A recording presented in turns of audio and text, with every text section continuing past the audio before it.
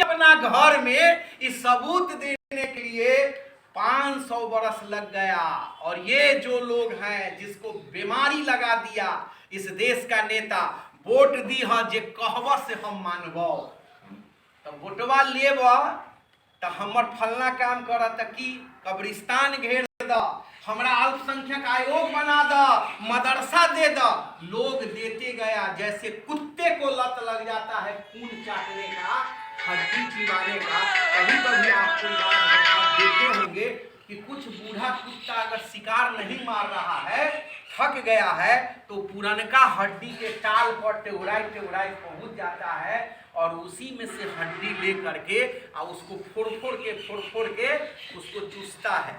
लेकिन जो हड्डियां कहीं कहीं चौर चाचर में आप देखे होंगे कि कोई माल जाल फेंका गया तो हड्डी 2-2 साल से पड़ा हुआ, वास्तव में उस हड्डी के अंदर खून रक्त का होना संभव नहीं है। लेकिन उस कुत्ते को खून मिल रहा है, कहां से मिलता है? तो हड्डी को जो तोड़ करके चिबाता है, उसके कण से उसका जीभ में कहीं ना कहीं कट होता है और उसका ही खून जब उसको मिलता है तो अविवेकी कुत्ता ये समझता है कि हड्डी का खून हम पी रहे हैं, बल्कि वो अपना ही खून पीता है।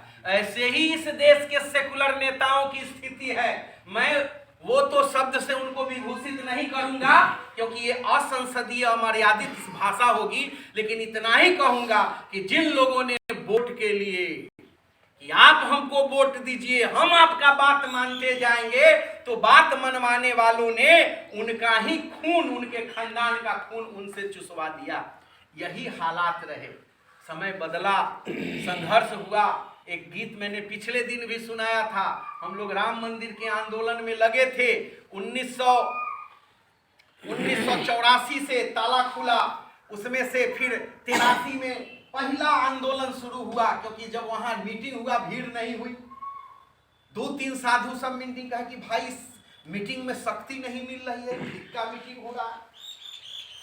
तब एक संत ने कहा, बहुत बड़े दूरदर्शी थे, उन्होंने कहा केवल राम राम करोगे तो शक्ति नहीं मिलेगी। अशोक सिंघल जी बैठे हुए थे, वो संपूर्ण उनका अंग अंग ऋषि तुल्य था। अशोक सिंघल जी वैश्य समाज में जन्म लेकर के भी भारत के सभी साधु संत उनके सामने झुक जाते थे, इतने बड़े ऋषि हो गए थे। धोती कुर्ता में रहे, वो समझ गए और उन्होंने कहा महाराज आप